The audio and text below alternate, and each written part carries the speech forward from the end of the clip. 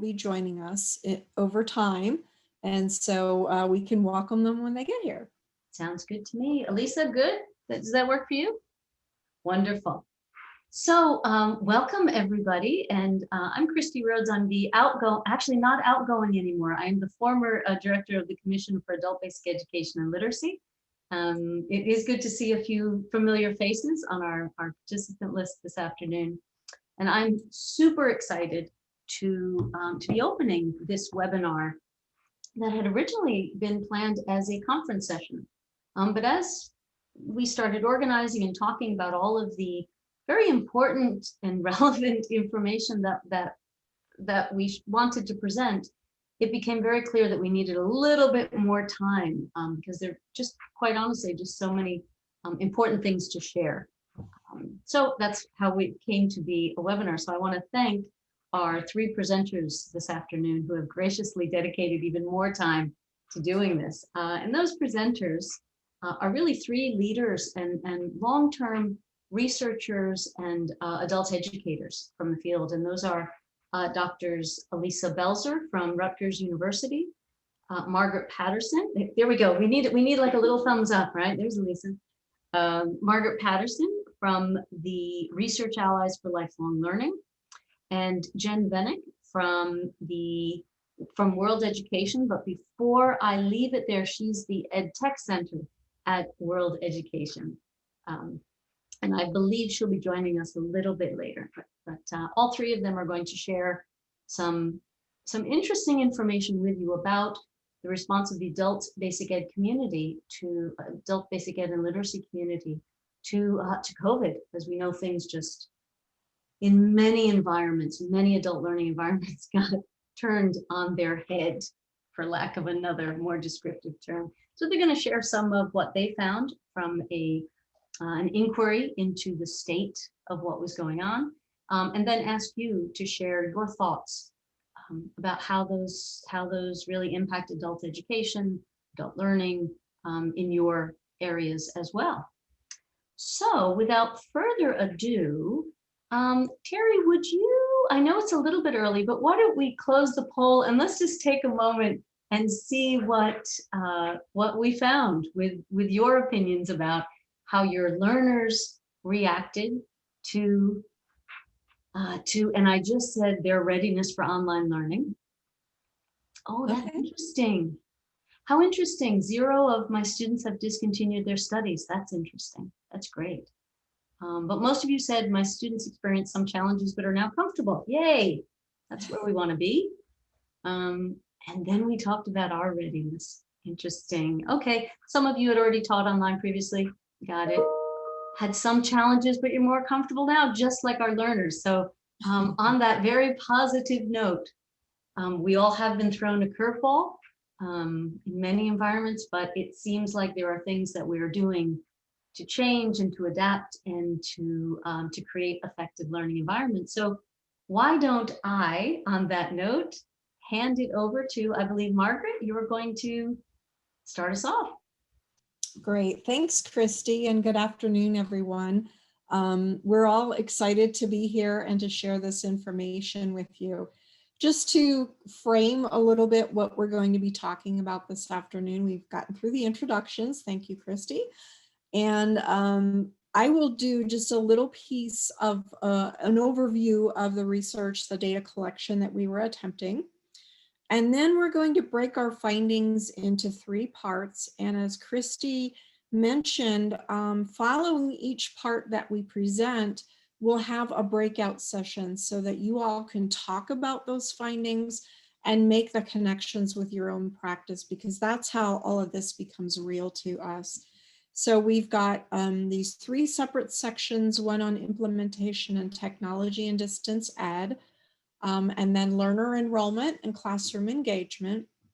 And then moving on from there to how did all of those shifts into remote learning impact you all, because that's a very important piece as well. And then we'll wind up with a final Q&A where you'll have a chance to ask questions if you have them. So we'll look forward to that. We're going to have a busy hour and a half together, and we're glad you're here. So the E-BAES task force actually sponsored this research and brought us all together. If you haven't heard of E-BAES before, it stands for Evidence-Based Adult Education System, which is a lot, but what we were doing was starting in 2019, a group of us from the Open Door Collective responded to a need for national research in adult education. We felt that there just isn't enough, and we came together to figure out ways that we could do more. And Open Door Collective, if you have not heard of them, they are a national program of Literacy Minnesota. Eric Nessheim, who is executive director of Literacy Minnesota, and I are the chairs of the volunteer task force. And on our task force, we have roughly 30 folks serving. We have researchers, practitioners, professional developers, all kinds of folks that have a strong interest in research and really want to see this happen.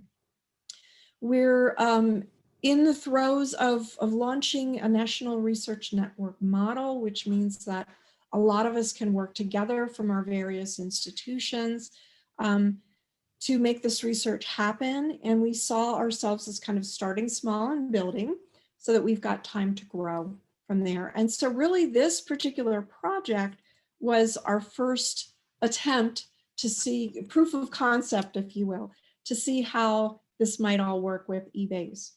And what happened is back in March of 2020, which seems forever ago by now, we had our monthly planning meeting. It was right after the shutdown started happening. And we all kind of came together and I said, well, how's everybody doing? And we had this fantastic conversation about what was going on around us and how we all felt the need to really listen to the needs of the field and what was going on. And it would give us this opportunity to try out our model. So under Alisa's very able leadership, we were able to start pulling some things together. We decided to take an approach that was partially interviews and partially a survey. And we'll be talking about that as we go through the findings today a little bit more. And ProLiteracy was gracious enough to publish the final report for us and put it on their website. So if you have not seen the report yet, you can find it on the ProLiteracy website. And we were able to integrate the data from both the interviews and the survey as part of that. So on the interviews, who did we talk with? Well, we were able to conduct 49 interviews. And we had 14 folks doing the interviews, which was quite an accomplishment on Alisa's part. And we started those in late April and ended up, I think, late May, early June that we finished. And we were able to interview folks in 18 states. Most of them were practitioners, but we did have 9 state staff as well. And our goal really was to describe the shifts that programs were making at that point and to illustrate the changes and successes. So for the survey, the goal of that was really to be able to understand how instructors, how programs were adjusting their instruction and how they were communicating with the students in response to the pandemic, and to be able to share the data that we found that we'll be talking about this afternoon back with the states. The survey was sponsored by World Education, specifically the EdTech Center, and Jen Vanek, who will be joining us a little bit later on, was the one that spearheaded this, along with some folks from Portland State and AIR. So we're very glad that we had the opportunity to work with all of them. Okay, and so for the survey, you can see here in the red bars on the right-hand side that the vast majority of the folks who responded were in fact instructors and or administrators. We had about 1,000 people that actually answered the survey items, and 966 of them completed it. There were some, because they were not a teacher or a tutor or a program administrator, they were not able to complete the survey. So Jen was giving us this information about the response. And we divided the final report into 9 sections. And I'm not going to read all of these because we're actually going to be going through them in our 3 parts of findings that I talked about in the agenda.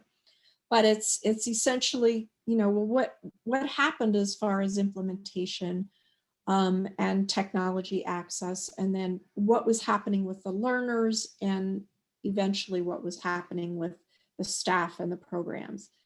And one of the great features, I think, of the report, and I'm being very modest here, but it has key takeaways at the end of every section. And in addition to that, the people that we interviewed identified a number of innovations that they were able to put into place at the time, as well as recommendations for practice. So we would encourage you to take a look at those key takeaways and innovations. If you don't have enough time to read the entire report, at least you should be able to take a peek at those. So I'm going to go ahead and stop sharing and handing it over to Alisa, and she's going to walk us through from there. Oh, can you keep sharing, Margaret? Yes, if you prefer. I prefer, then I don't have to pull it up. I can drive.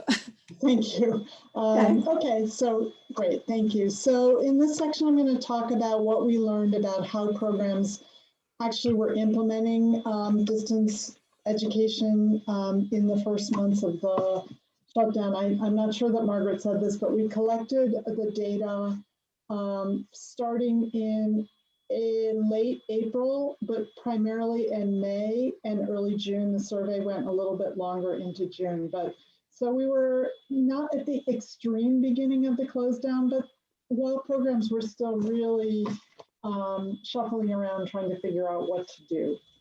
So from the survey, if you could advance, Margaret, one of the things we were interested in was how programs, to what extent programs made the transition to distance education based on whether or not they had previously done distance education.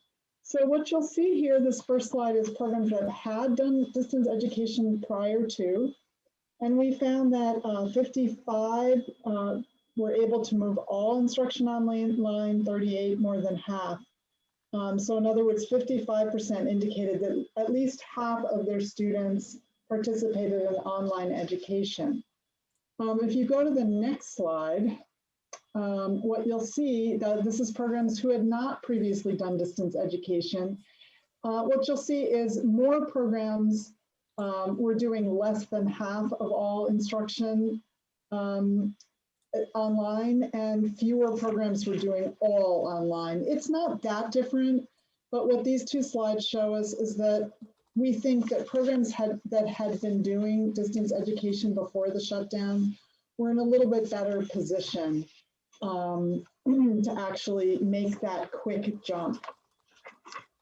So qualitatively, some things we found is that although many of the programs did not have experience with distance education, as you saw in the previous slide, they did, in a large proportion of cases, they shifted rapidly to offering distance education.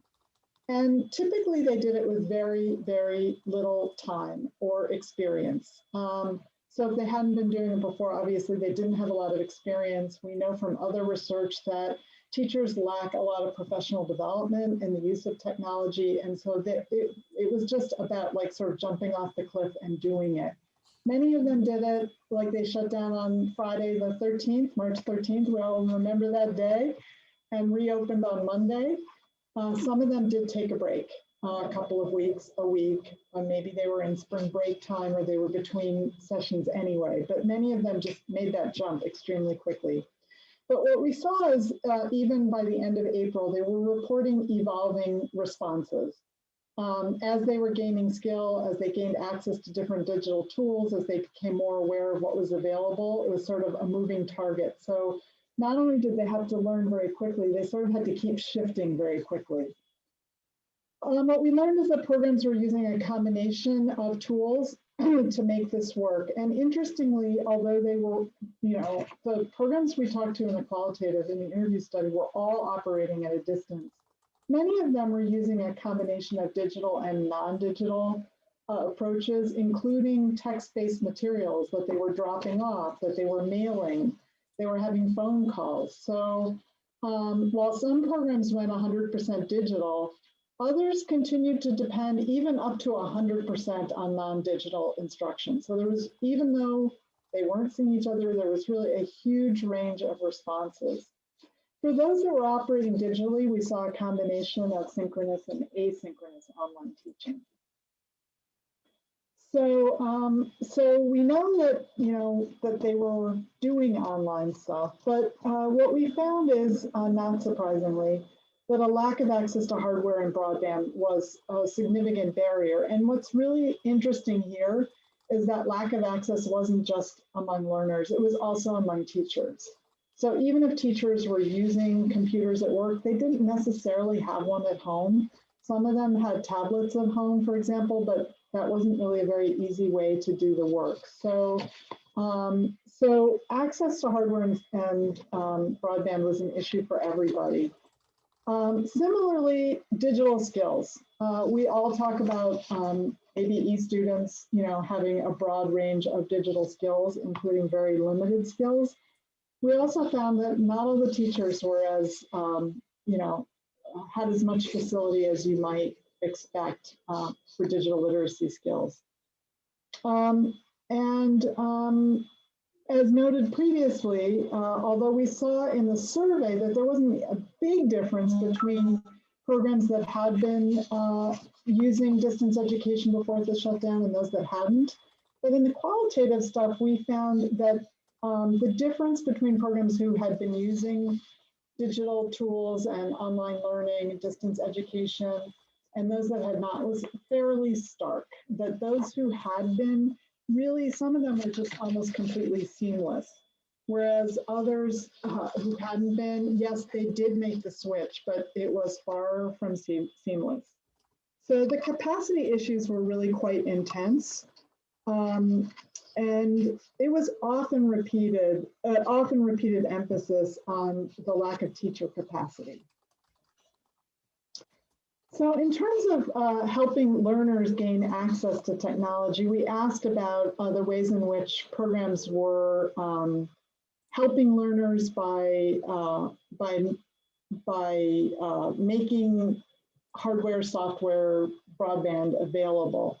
And what we found is that from the survey is that most frequently they were informing learners about public hotspots for access and internet service provider deals. Some loaned devices, very few loaned hotspots.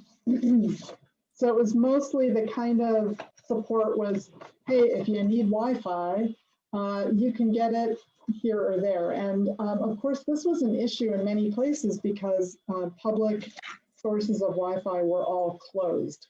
So we heard about some interesting innovations like school districts parking school buses in parking lots and making the school buses hotspots. Okay, so that's the first set of findings we wanted to share with you. So we're gonna now break you into breakout rooms, and this is an opportunity for you to share with each other in your context, what was technology implementation like? What capacity issues did you face? What innovations did you come up with, and so forth? So how have your programs used technology? What have you done to support remote instruction? What challenges have you had? So what we're going to do is place you in breakout rooms, and we're going to ask you to introduce yourselves, and very quickly, because we don't want you to take up too much time, just name and maybe where you live and work and what you do. And then if you could sort of share your experiences around this piece of the data. And then when you come back, we're going to ask you to post in the chat sort of anything that stood out for you about the discussion. You don't have to appoint a note taker. You can just, you yourself, post something that really stood out for you from the discussion. So as you're engaging in this discussion, think about what you might want to share in the chat. Please don't be shy. And once we put you in your breakout rooms, we'd really like to encourage you to turn on your cameras and definitely your microphones. So Terry, send them to their breakout rooms. You're going to have about, let's say 7-8 minutes. Have a good discussion.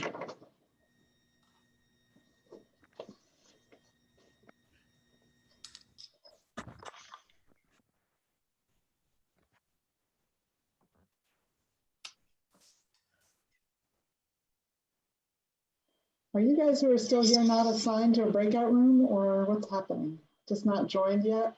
You're not assigned? No. Okay.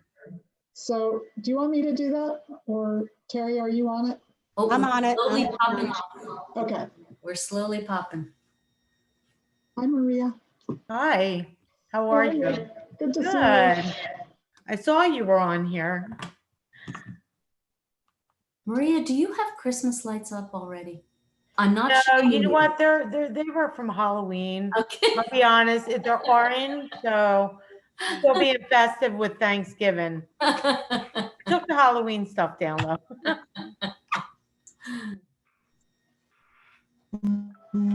Maria, you've been assigned, so go ahead and join. Okay, the room. thank you. Daryl, you've been assigned. This is maybe where people have stepped away from their computers. No, everyone's going. I'm so sorry to give you all a heart attack. I don't know what was going on. I have two networks in my home and they kept like arguing over each other. Oh Just dear. couldn't even Well, we're connect. glad you're here, like I said, so. Yes, so sorry. Have we sorted out the strategy for synthesizing the synthesis? I'm doing it. You're gonna do all of them? I'm just Okay. gonna do it, unless you Okay. want to. No, it's fine. Go ahead. It's totally fine. Do we have everybody not in the room? Still looking to make sure I see Daryl. Daryl and Terry, if you would put me in one and Ty Mai probably, Okay, Or which one do Mike, you I want to wrote go you in, the Christy? name. And Daryl. Yeah. Tunai has been assigned to a room and so Oh. has Daryl. They just Oh. haven't joined. So I got my maybe invitation. so maybe they stepped away from their computers. Hi, Stephanie. Have you not been assigned to a room yet? I was assigned to 3 different rooms. Three Oh, different And when I rooms? was by myself, I just decided to leave. Okay, so- well, we're trying to get people in. I have you not joined, so I'm not sure what's happening. Okay, I'm gonna put you in a room, Stephanie, okay? Okay.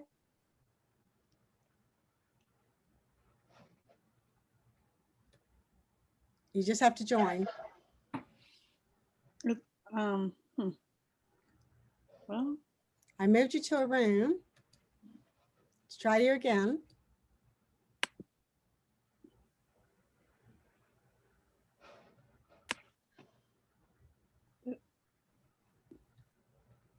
it invited me to join before and I did. I'm not seeing that. It option now. keeps saying not joined, so, Sorry, I'll just wait. okay. Okay, I'm gonna try to put you in one. I'm trying to move you to one. I can't tell who's not in a room. It looks like everyone's been assigned to a room, but for some reason, like Stephanie's not getting, you didn't get a message to I join? put Daryl in a room. Let me try. I originally did, and I was in a room with somebody, and then I was in a room by myself, and then I was in a room with 2 other people, and then I was in a room by myself without doing anything. I'm seeing 2 people in one. I have that Daryl hasn't joined. I don't know if Janetta's in a room by herself. I can't, or by themselves. Uh-oh, people are coming back. Okay. Judetta, what happened? No one in your room? I kept getting kicked out of the breakup room. So I was in breakup room 2, and then I got kicked out into breakup room 1, and then I got kicked into a room where I was all by myself. Okay. Let's try to put you into another one. I apologize. Let's see if we can move you to one. Okay, see if it takes you into one. Okay.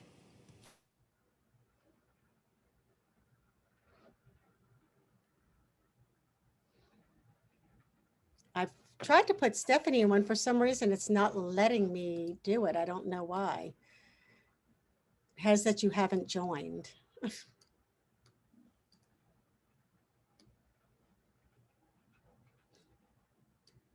Did you go to down to the breakout room, Stephanie, and join?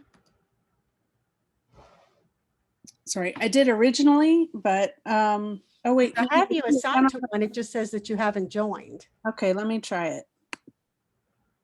Okay.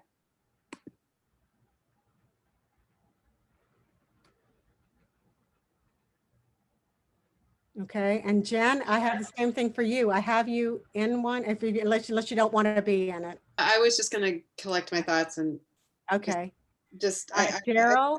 I could go now because I've already chatted with okay, Alisa about what I wanted to talk to her about. But at this point, I don't want to interrupt the conversation. okay. We had Daryl in a room. I just need you to join. Where would you like me to be? We have you in room number 3. 3? Mm-hmm.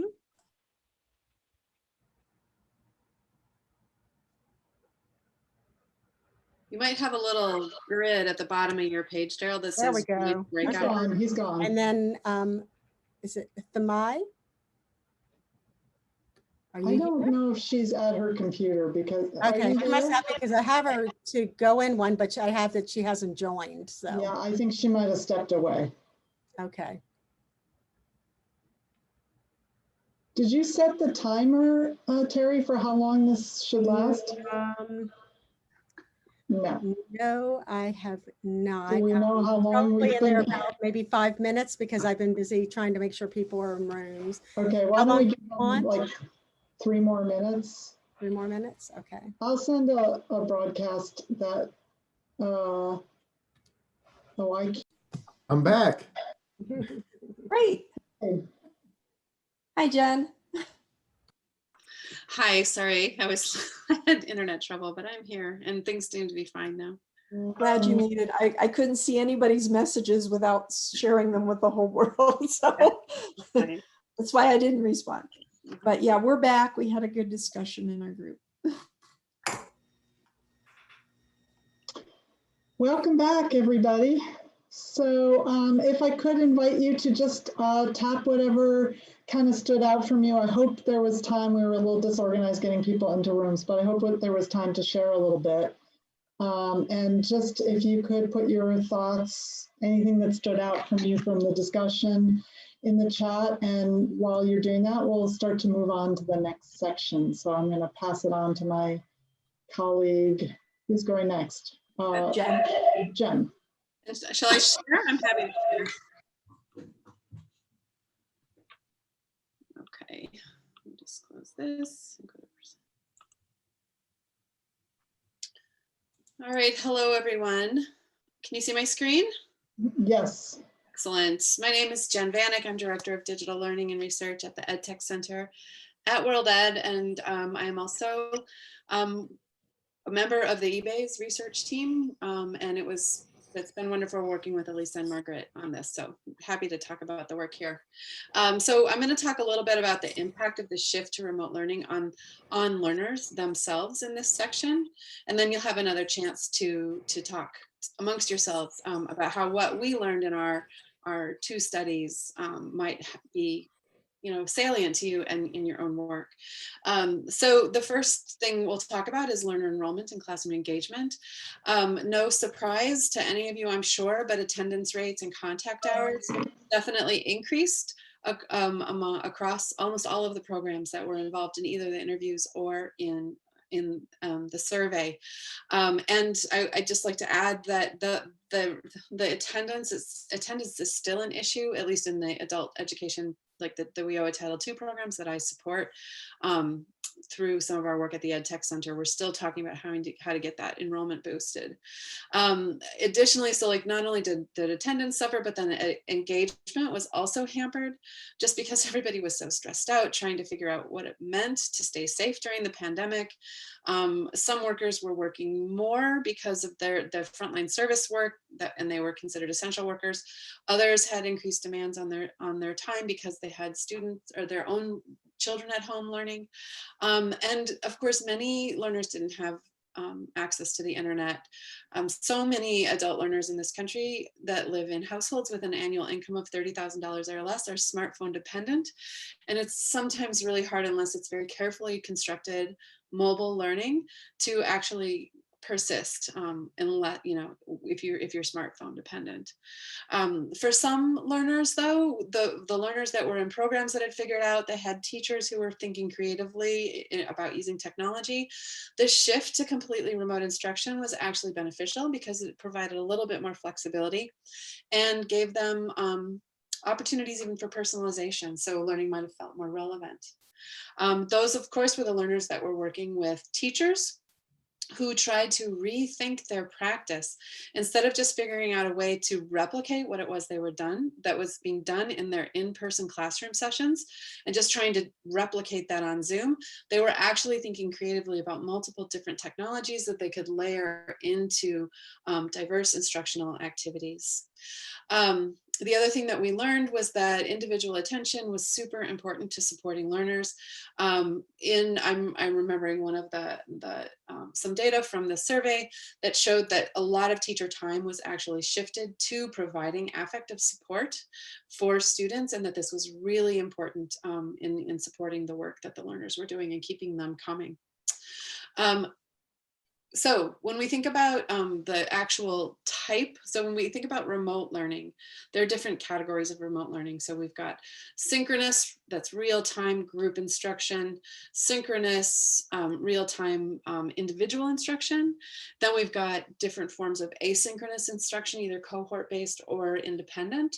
And then also asynchronous non-digital, like through packets and books. And so what we noticed with the AB and ASC learners in the survey was that there was a lot of synchronous group happening and a lot of synchronous in-person happening. So 44% of all instruction was synchronous online, 33% asynchronous online, and 19% done through non-digital tools. Very similar observations from the ESL students. However, we note that 55% of the instruction was synchronous and in groups. So fewer teachers maybe that had responded saying that they were not giving these students opportunities for asynchronous instruction. That's the biggest difference there. And interestingly, 14% non-digital tools as opposed to 19% for the ABE ASC learners you can see here. In terms of the types of engagement that students had with their instructors, you can see here that there were multiple forms of engagement. And I want to just note that teachers who responded to this could check all. It was a checkbox, not a radio button. So if it's possible that one teacher responded to multiple items on this list, but this is like the vote of the most popular forms of engagement. So you can see most frequently instructors were communicating with learners between class, that's 26% of them, followed by calling learners without internet access, 16%, and then commenting on overall group progress, 15%, and then finally students what they found challenging. What I recall from other questions that addressed types of engagement, you can see that there was again this focus on really making personal connections with learners. This communication, the communication that happened in between class was academic, but also not academic, and around just reaching out to students and staying connected. Just staying connected was a priority for teachers. Okay, so in terms of the types of learner support, sorry about that. A lot of learner support was needed to keep them engaged because of the considerable stress that we were all under. And program staff across the country really did respond positively in order to keep their learners persisting. You know, and this wasn't always academic support. It was maybe around care and connection to support services, access to healthcare information, access to food shelves, like extra food, housing supports, all kinds of things in response to just the challenges of living during the pandemic. There was also, we have, in some of our other work at the Ed Tech Center, we also learned that programs who hadn't yet set up laptop lending programs endeavored to do that while they were while they were still trying to stay connected to their students through mobile phones. And just using every single technology available or whatever was possible to stay connected with students. Many times that started with a phone call, could have led to chat communication through a texting app like WhatsApp, and then eventually integrating into higher level or more sophisticated technologies. But again, the big, most important element of this was that programs focused on learner support. No matter the technology they had to use to do it. And even if that meant stepping back a little bit from providing direct academic instruction. So we're wondering what implications for your practice or programs emerged as you were listening to this. So you're going to have a chance to have a small group discussion again. Did you feel like you had enough experience to make the shift to distance ed? I mean, were you totally surprised that maybe in the programs that you support that there was so much affective support going on and such a range of technologies was needed in order to stay connected? And maybe there are other things that you did to ensure access to learning across the broadest audience of learners possible. So we're going to be putting you into breakout rooms again. Take some notes as you're talking, and so that you can come back and kind of synthesize your conversation. And again, we have 15 minutes again for this. Not 15, I would say 7 or 8. Okay. Maybe 10. Okay, so you'll be sent on your way. You'll be given an invitation to join a breakout room. Feel free to accept it, and then we'll see you back here shortly.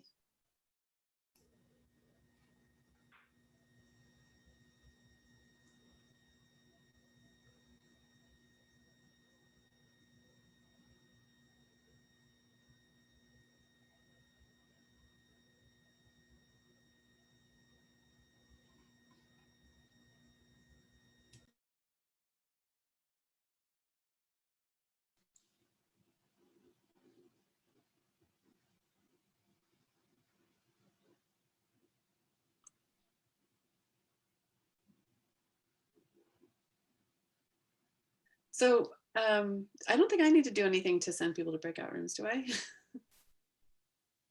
No, I think they're doing it on the other end. Are we going to the same breakout rooms we did previously? I'm not sure. Okay. I'll jump in this time. I didn't remove people. I didn't move people around, but if people want to move, they can. Okay, thanks.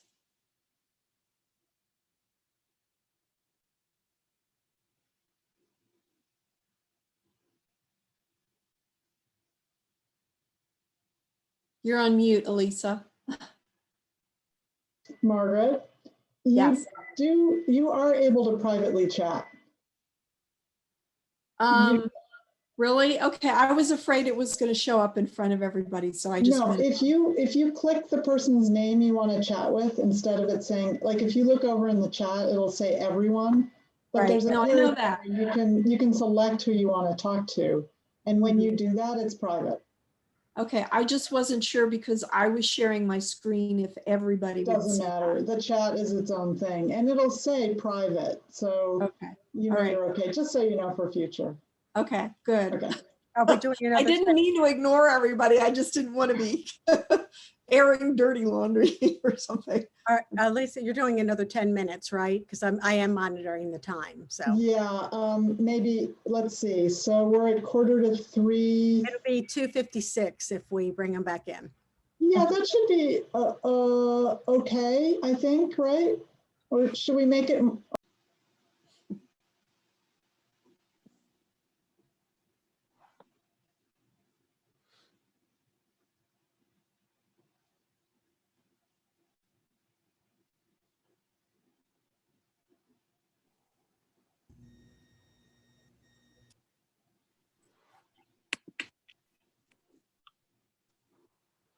Hi.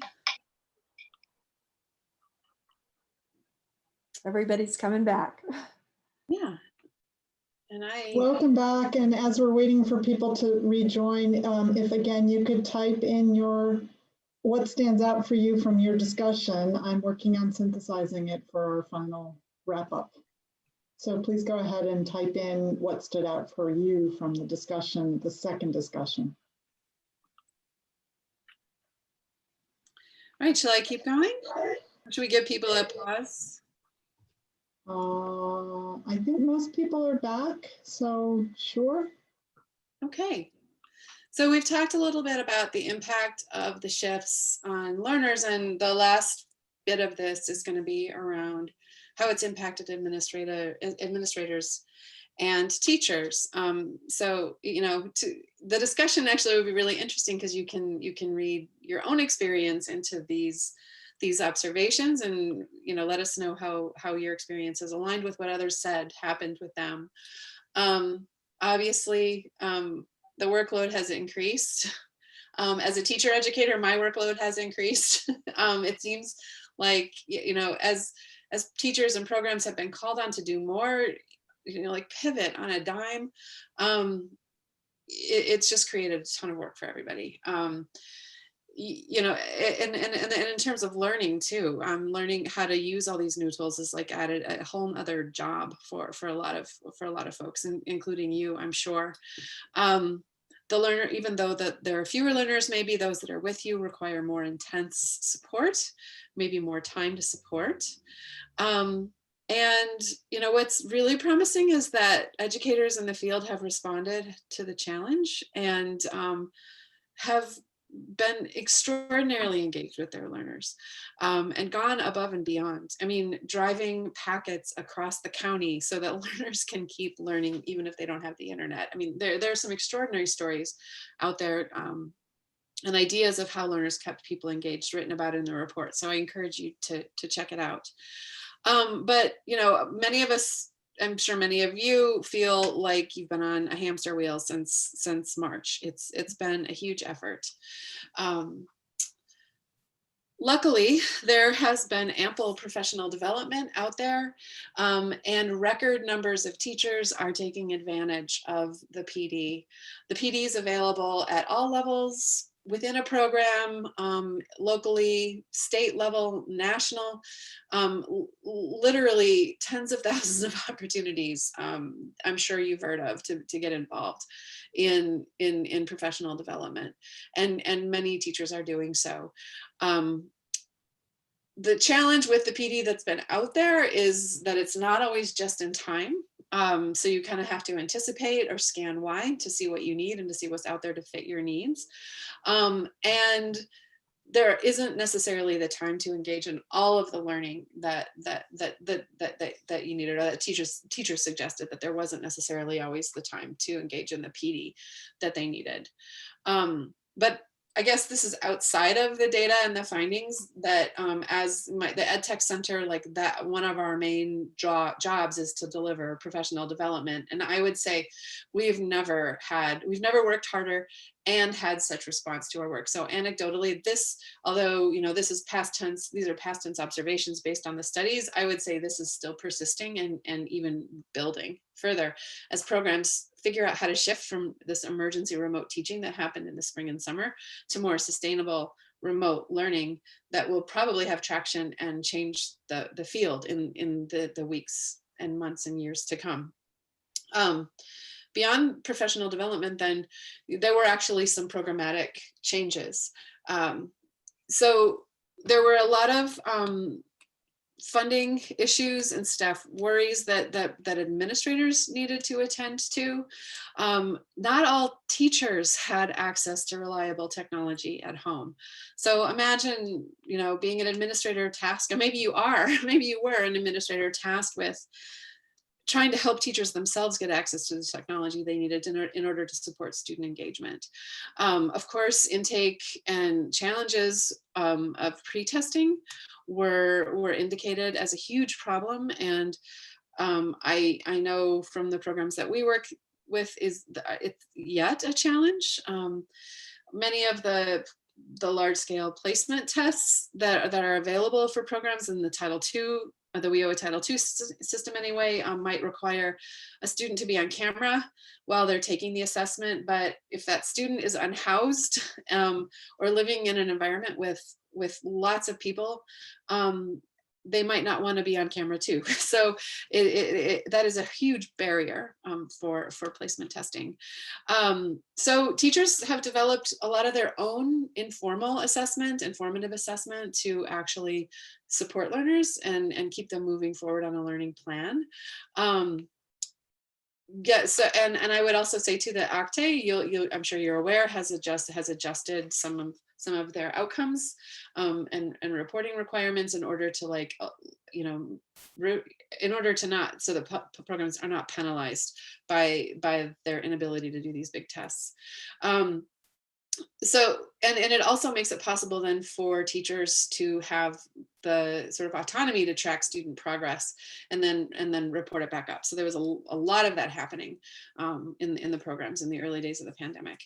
And I actually just in our last breakout session, somebody just said it again, you're like constantly reassessing and reevaluating what's going to work. And it's like every single program still needs to be in this dynamic stance of responding to the challenges that are still unfolding. This is definitely something that was talked about in both of the studies, or the collective work of the studies. So it's been really hard. I think that our field has risen to the challenge. And through that hard work, there have been some silver linings. It's really hard to talk about silver linings to educators and teacher educators who have been really, really working tirelessly, because you might not feel super optimistic about the level of effort to get us here. But the fact is we are here, and there are some things that have come of it, that have come from it, that are good. So, we've seen a capacity for programs to support continuity of service in the most difficult situation possible. So that's amazing, and that's extraordinarily edifying for professionals in this field to understand what can happen.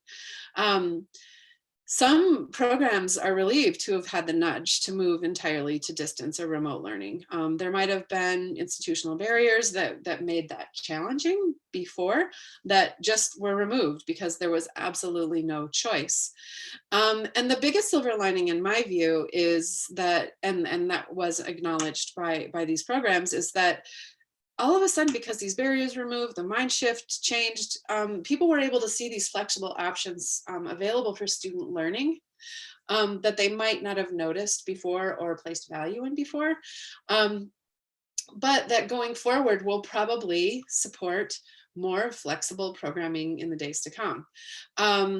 In fact, so we did have some findings from the studies about what people thought about the future, and most anticipated permanently incorporating distance ed into their services. Remember, at the beginning of the presentation, you saw that not all the people that responded to the survey, and at least had participated in distance before, but they're going to probably keep doing it.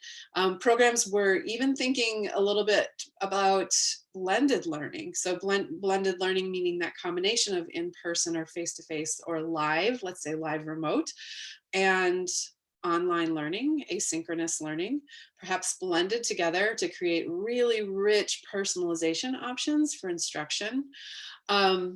And the sophistication of understanding the comfort in doing that might come from having experimented with this remote instruction that was kind of forced on them. Participants indicated that this blend of face-to-face and distance learning would continue to be advantageous after the pandemic. And then finally, that more professional development, access to devices and broadband, and a deeper understanding of what effective blended learning looks like is needed in order for them to really succeed in the future. So we will have another breakout discussion.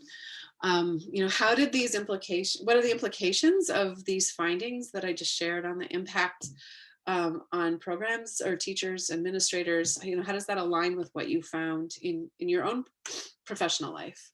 So you can consider these questions that you see here, and again, work toward synthesis, sort of like a couple statements you can throw into the chat at the end of this discussion. So I will stop sharing and we can go to breakouts.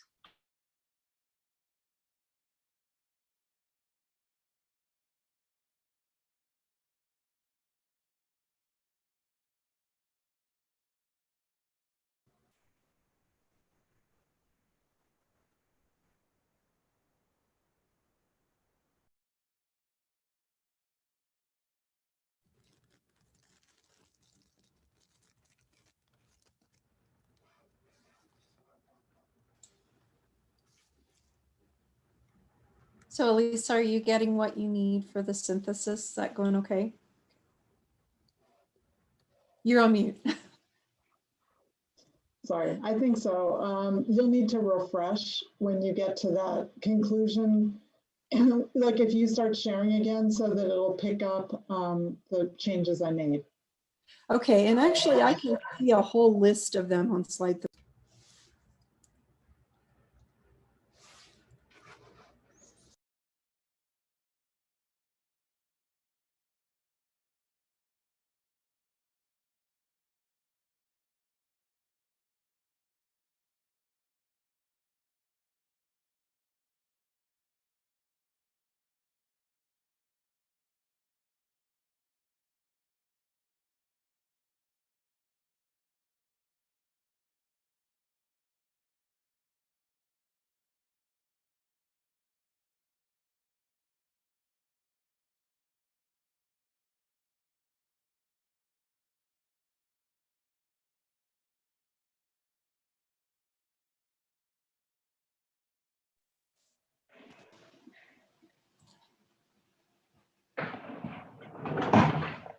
Welcome back.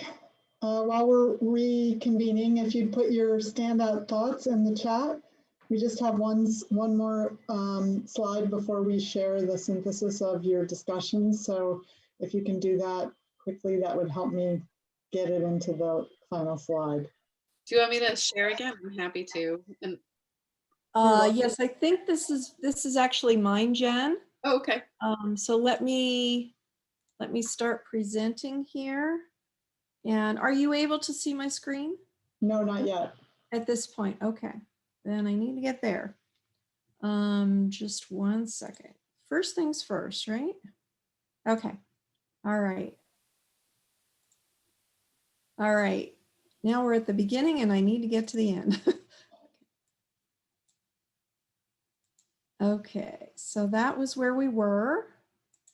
And we're moving forward to our conclusion. And actually, this particular conclusion really reflects what our group was just talking about in Breakout.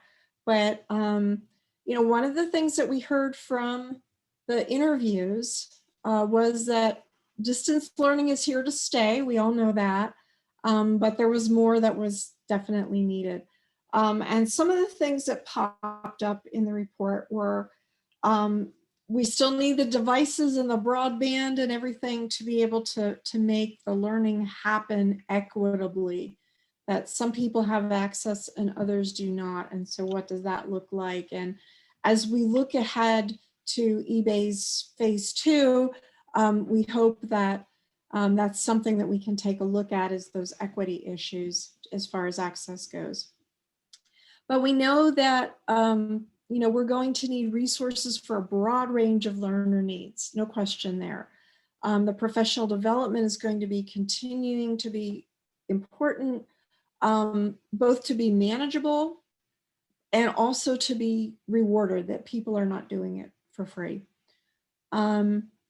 We heard more about the need for research on this equitable access idea. And definitely policy clarifications. I know the U.S. Department of Education has put out policy clarifications over the summer related to assessment issues or attendance or pre-post kinds of things. All the things that programs need to track. But But one of the things that struck me, and then I'll turn it back over to Alisa for our synthesis. One of the things that just struck me in our last conversation is this whole idea about we're in an environment where maybe we were pushed to do something that we had talked about or thought about for a while, but this gave us the opportunity to actually do those things, whether it's supporting educators or bringing new training opportunities that maybe didn't happen before.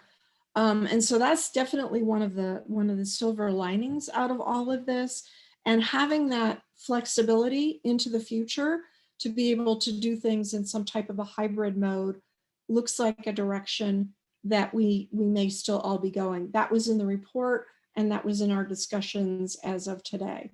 So I think all of those things are important to be aware of. Alisa, I'll go ahead and hand it back over to you.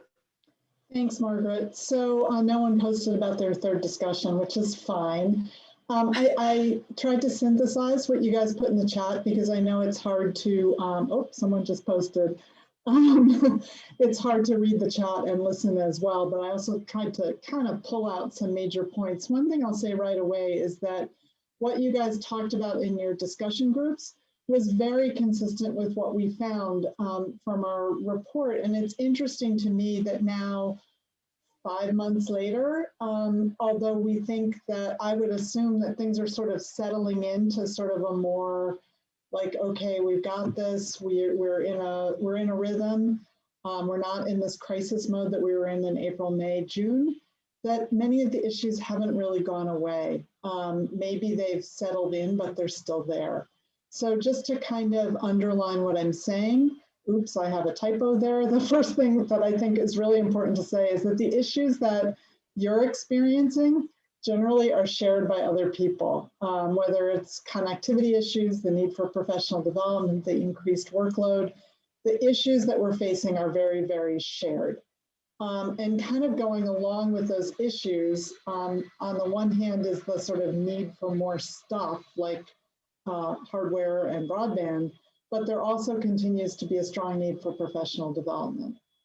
Moving into sort of the specifics of practice, there was a really nice observation about how Zoom is changing the interactions in classrooms. So for some people, it has brought more intimacy and immediacy in a certain sense, and for others, it's maybe more difficult to sort of be in that very direct, you know, face-to-face on-screen kind of thing. So this kind of speaks to the next bullet point, which is as people are using these new technologies, especially web-based technologies that bring people together like Zoom or WebEx or Google Hangout or whatever it is, they're leading to new kinds of relationships between teachers and learners. And I think most people would agree that in many ways they're a closer relationship.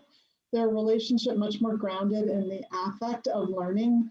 And it sort of has broken some of the wall between academia and personal life.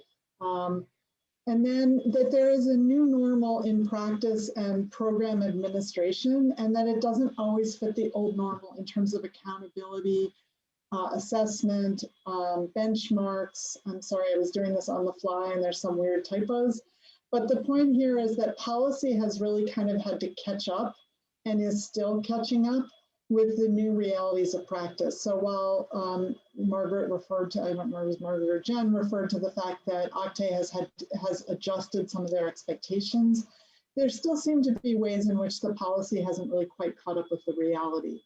From the second breakout, there were, again, an emphasis on changing relationships, but what really seemed to rise to the top here was there's a much greater emphasis on the emotions of teaching and learning, the emotions, the taxing nature of teaching and learning in the ways we're doing now, but also the taxing nature of the broader context of doing this in a COVID world and all the kinds of stresses that brings along with it. And that's not just for learners, it's for teachers too. So much of what you're talking about and what we found in the study is what's true for learners is also true for teachers, maybe to a less degree, maybe less intensely, but many of the needs for more support, the new demands in life, the greater sense of emotionality, the gaps in digital technology and access to hardware and software are affecting teachers and learners, just maybe in a little bit different way. So going along with that new emotionality is the recognition of a much more intensified need for student support. Enrollment continues to be a challenge, and all the change, all the response and adjustment has equaled greatly increased workloads, excuse me. And just to pick up on the last comment that was made from discussion 3 that I didn't catch until I started speaking, it has to do with the future of adult literacy. The in-person option will be welcomed with access to pre-recorded sessions, data performance benchmarks need to align. Yeah, so I think this goes to adjusting to the new normal. So, and this a future outlook that we're probably not going to go back to the way we were, even when we can. That options for online learning will sort of be threaded in to options for face-to-face learning, and that again, policy will need to catch up to this new normal that we're experiencing. So with that, I hope you feel that that captures some of the major elements of your discussion. Thank you so much for posting and for making us be able to make this a little bit more interactive.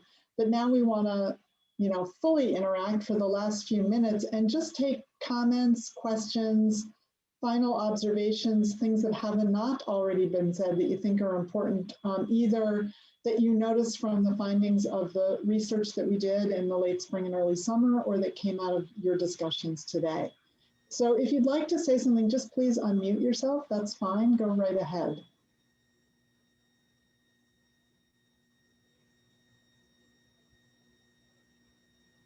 I had a quick question, if that's okay. So we were talking about how a lot of adjustments are continually being made and that policy needs to be able to catch up to these adjustments. And so I was wondering what kind of adjustments you foresee policy being able to make, or what kind of changes you're thinking about that might be able to reflect what we've learned so far. That's a great question, Alexis. I would say that, that's above or different from my pay grade to answer, but I think the areas, that got highlighted are going to have to do around attendance, accountability, and sort of what's allowable and acceptable to count as instructional time. And maybe Jen and Margaret have more of a sense of this, what's going on at the federal level. I don't, but those are the areas that I see sort of the greatest need for adjustment. And I guess I would also throw in what ways do programs sort of get credit for the intensive level of support and training that they're offering to students, and also that they're having to go through themselves. So, what might be adjusted to take that into account? Jen, Margaret, do you have anything to add? I can add just that it's interesting to note that there was a comment period. Okta had a comment period on NRS guidelines that happened. I think the comments were due like in August. So there was a lot of energy put into describing how the current NRS guidelines around distance education were misaligned to the reality that was put onto all these programs because of the pandemic. But when in fact, those were all issues that basically have been around for a very long time, just experienced by fewer people. So there was less heat around shifts and changing policy. So I think that we will see some policy changes come out of this.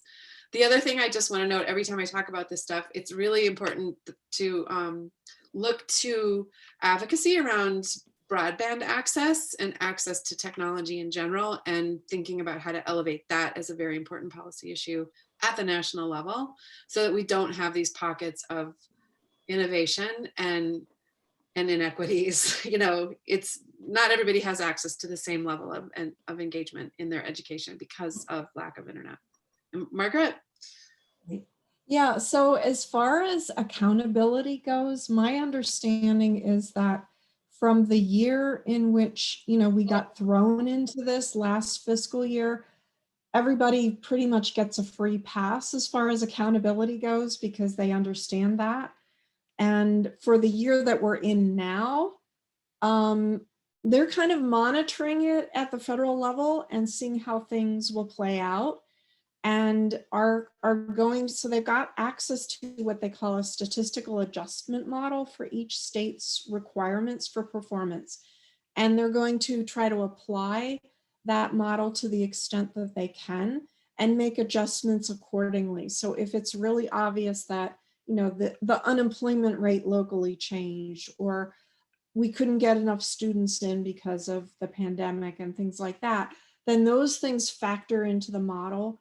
And so, so the adjustments will be made. So I don't have the sense that they're out to hold everyone's feet to the fire, because we all know that we're going through this together.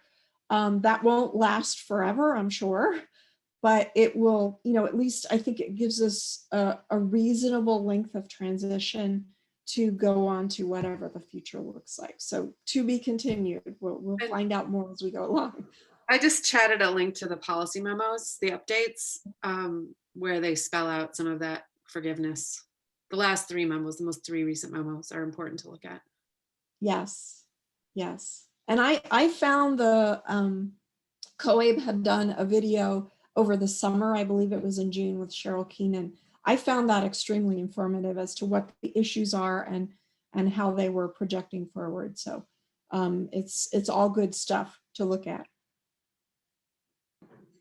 I had a question. I was just talking about funding, and I know that there's a lot of room out there for research for providing to bridge the gap for paying for, I guess, tools, resources for those places like in the rural areas that don't have the broadband. What do you think is going to happen from a national level? Are they going to provide adult learning centers the funding? Because there is a rural county that's in Mobile that we can't really service because they don't have the broadband. There are a lot of things that we can't do anything about it. What do you think from a national level they're going to do to kind of help us? Because there are some challenges that we just don't have the tools to, to face. What are your thoughts about what they're going to do to help us with those inequities? I'm not sure that AAACE is, if you're are we talking about AAACE here? I'm not sure they're in the position to, I mean, policy can't necessarily impact access to technology. So that's my first reaction. And Margaret and Alisa, if you have another take on that, do share it.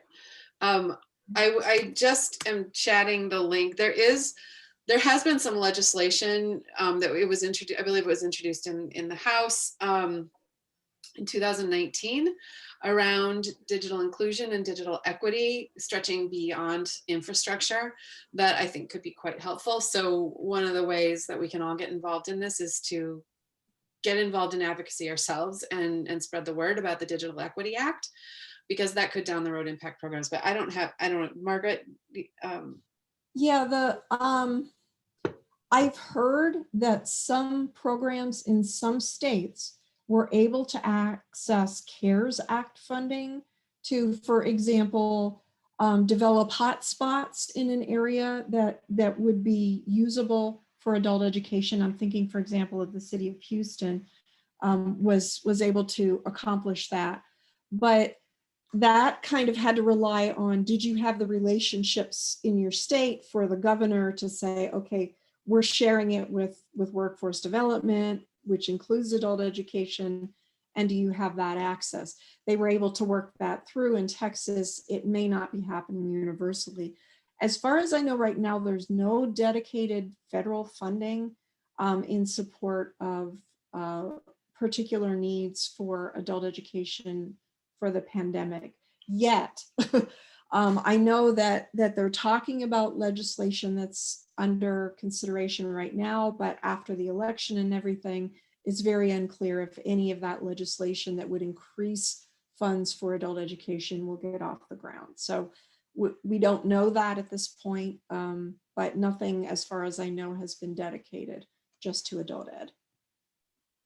To that point, and I know we have to wrap up, I think it's terribly important when there are efforts to do digital access funding for kids or for communities, that it's really important for adult education to be at that table in whatever way possible, because there probably will not be money dedicated specifically for adult education.